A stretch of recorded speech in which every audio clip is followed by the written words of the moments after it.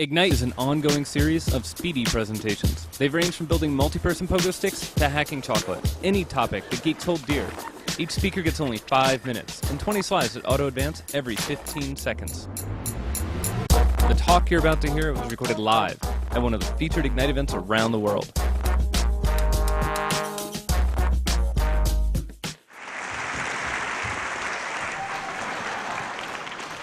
I think storytelling is everything. It is everything. It's the most important thing that we do. It's the most important thing that we are. And if you go about thinking about life from the perspective of storytelling is everything, then doing things like public speaking or writing or talking or starting a relationship all become a lot simpler. Storytelling happens to be a universal thing. It's a timeless thing. It's something we have done as long as we have been a species. As long as we have been cultures and tribes and governments, we have been storytellers. And in fact, we align ourselves, the people we bond with, we have shared stories that often we tell again and again with each other. So storytelling is something we all do all the time, and we're all good at it.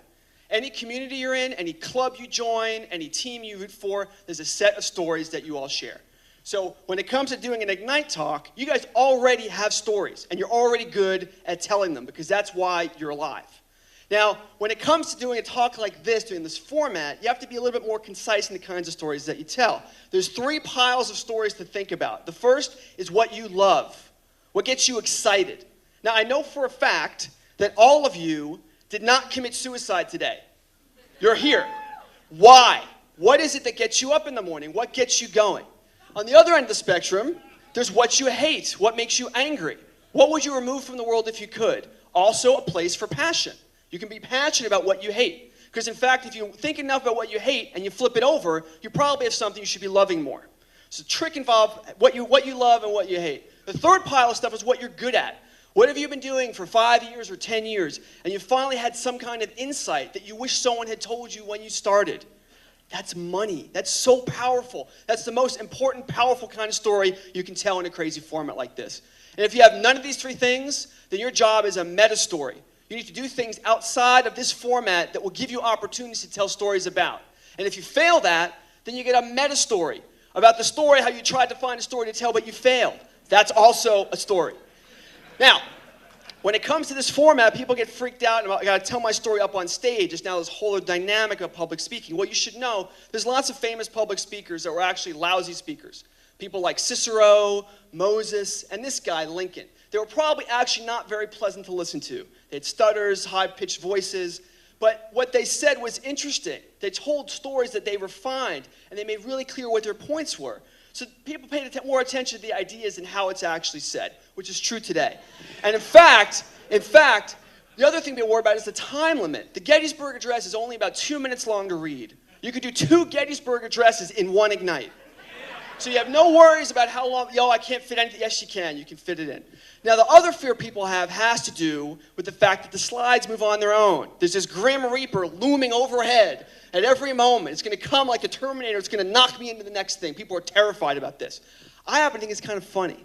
I think it's kind of funny in the same way we worry about things that we can't control. You have 2 choices for things you can't control. You either be paranoid about them, deny them, or you can revel in them. And I think this is a perfect format. You guys know it's coming. It's part of the entertainment that we're all going to expect to have happen, and we can make a joyful experience come from it, right? You guys are going to support me if I screw up this slide, right? You guys are with me?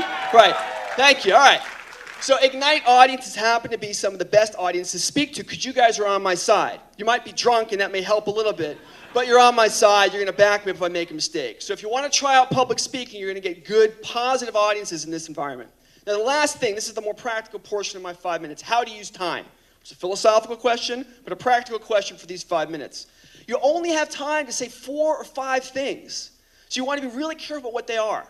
You can't fit that much more into 5 minutes. So think about that before you get started. The second thing is you're going to lose your first slide and your last slide due to applause, people throwing things at you, your introduction. You're going to blow those. You're going to practice and plan for having less time than even the 20 slides that you get.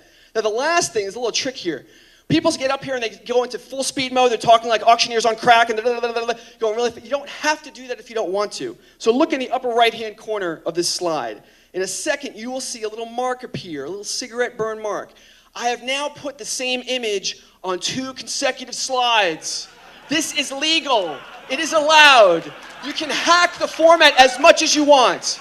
A slide is we don't use slides anymore. The whole notion of a slide is kind of ridiculous, so hack it to tell your story. The last thing, if you're working with 4 or 5 minutes of time, you can rehearse and practice 10 times in an hour. Now, I recommend you do it at least once before you make any slides at all, just so you can figure out what your points are and what you want to say. And then as you practice, build the material and backfill it in. So to sum up, all of you have a story to tell, and you're good at it. Second, don't worry about the Grim Reaper. You can hack around that. And third, practice is everything. And I hope to see you guys up here next time. Thank you.